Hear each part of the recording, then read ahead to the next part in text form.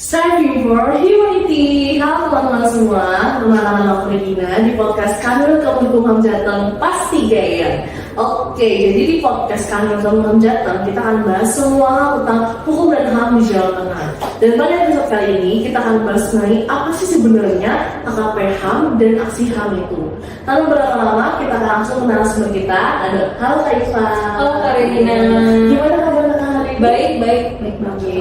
Gimana Kak Regina? Kabar aku juga baik, puji Tuhan. Oke, kita mungkin langsung masuk ke materinya aja gitu ya. Oke, sebenarnya KKP HAM itu apa sih Kak? Gitu.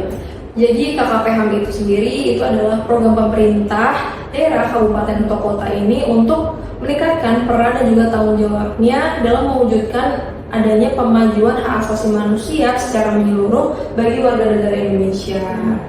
Nah, hal ini juga bertujuan untuk memotivasi pemerintah daerah untuk melaksanakan adanya program P5HAM. P5HAM ya. Iya.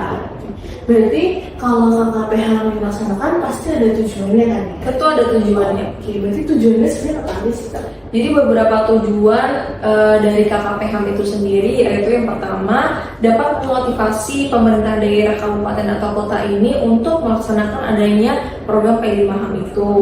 Dan yang kedua itu dapat mengembangkan sinergi satuan kerja perangkat daerah dan juga instansi vertikal dalam rangka adanya P5HAM. Dan yang ketiga itu dapat memberikan penilaian terhadap struktur, proses, dan juga hasil capaian kinerja pemerintah kabupaten atau kota ini dalam rangka adanya P5HAM itu. Oke, berarti dalam melaksanakan KKP HAM itu pasti ada tujuannya. Dan pasti kalau misalnya harus dilaksanakan oleh kota kabupaten ada istilahnya apa ya, standar atau kriteria yang harus kita capai gitu ya. Oke, kalau untuk kriterianya itu apa sih? Jadi beberapa kriteria yang dapat dipenuhi dalam penilaian kota atau kabupaten dalam peduli HAM itu yaitu yang pertama itu adanya hak sipil dan juga politik yang terdiri hak atas bantuan hukum, hak atas informasi, hak turut serta dan dalam pemerintahan, dan juga hak atas keberagaman dan juga pluralisme. Yang kedua itu juga ada hak ekonomi, sosial budaya yang dimana itu terdiri dari hak atas kesehatan, hak atas pendidikan, hak atas pekerjaan, hak atas lingkungan yang baik dan juga sehat, serta hak perempuan dan juga anak. Seperti itu. Berarti sebenarnya dari segala bidang ya, kriteria ini harus dicapai gitu. Pasti. Oke.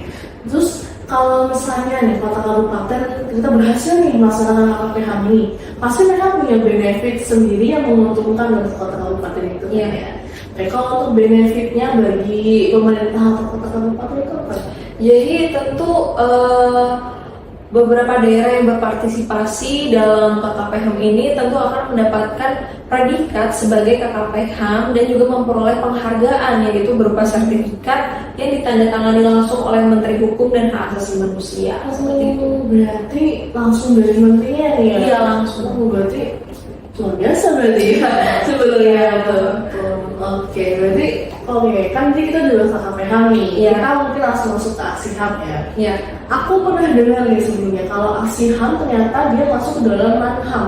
Betul. Dan tapi aku masih belum tahu sebenarnya LAN-HAM itu kepanjangan dari singkatan dari apa dan artinya tuh apa?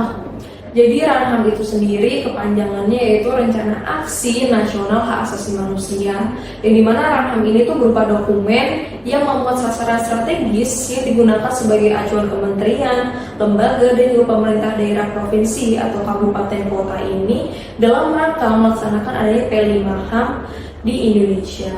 Jadi RAN-HAM ini yang dimaksudkan ini tuh sebagai sebuah pedoman bagi pelaksana pemerintah dalam menyusun dan juga melaksanakan adanya aksi hak asasi manusia itu sendiri. Seperti itu. Berarti aksi HAM ini masuk ke dalam LAN-HAM gitu ya? Iya, betul. Oke. Lalu setelah aku ya kalau LAN-HAM itu sekarang sudah ke generasi kelima. Iya. Pasti mereka punya sasaran sendiri gitu ya? Iya. Untuk sasarannya di generasi kelima ini apa Pak? Jadi Presiden sendiri juga pada tanggal 8 Juni 2021 itu telah menetapkan adanya Perpres nomor 53 tahun 2021 tentang Rencana Aksi Nasional Hak Asasi Manusia atau RAN-HAM itu sendiri pada tahun 2021 sampai 2025. Nah, Ranham ini kan generasi kelima ya, sudah disebut sama Mbak Regina itu sendiri.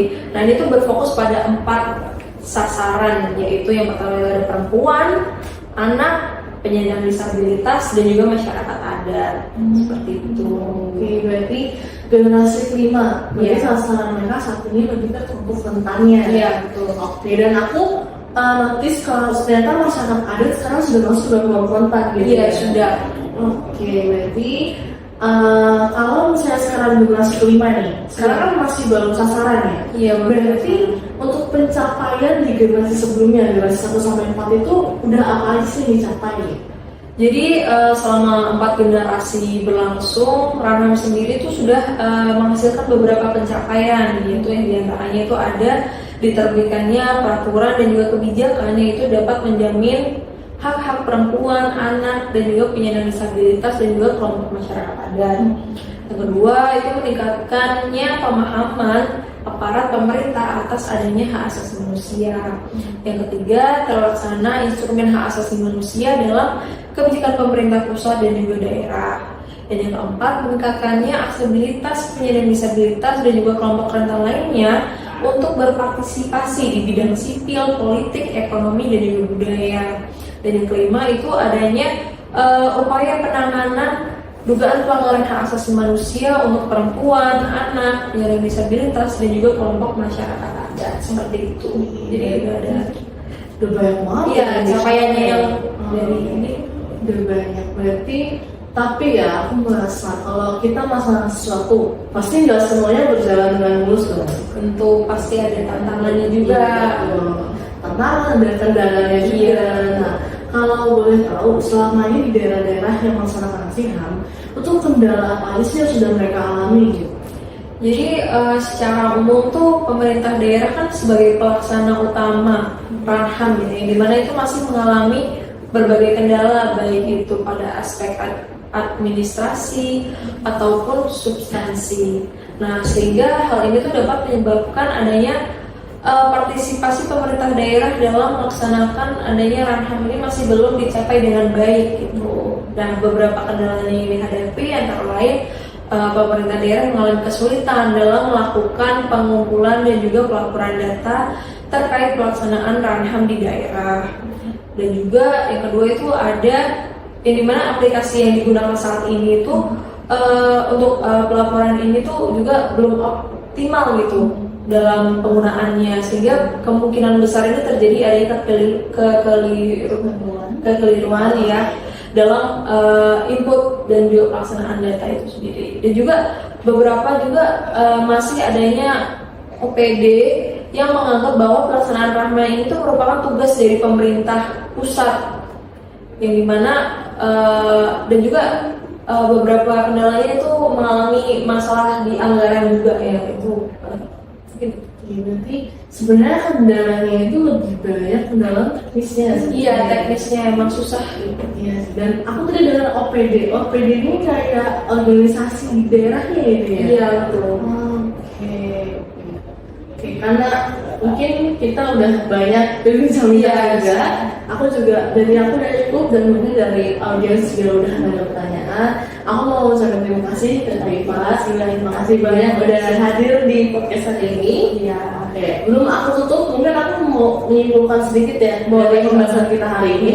Jadi kalau aku simpulkan, kalau KKP HAM ini sebenarnya program yang dibuat oleh pemerintah untuk melaksanakan lebih giat lagi si kelima HAM ini. Iya, betul. Dan untuk yang aksi HAM, sebenarnya kalau aku lihat ya, dari Ranham ini kan sudah direncanakan untuk tahun 2021 sampai 2025. Oke, dan dia itu lebih menyarankannya kepada kelompok rentan juga gitu ya, sehingga kelompok rentan sendiri mendapatkan pelayanan yang sama tanpa ada diskriminasi dari masyarakat lainnya. Iya, oke, karena mungkin sudah cukup dan Kak Iva juga kehadiran Kak Iva hari ini benar-benar insightful, kita dapat banyak materi juga tentang KKP HAM dan aksi HAM. Oke, aku mau ucapin terima kasih juga buat teman-teman yang sudah menonton. Stay tune untuk podcast selanjutnya. Jangan lupa untuk like, share, komen, dan subscribe channel YouTube ini. Oke, dadah.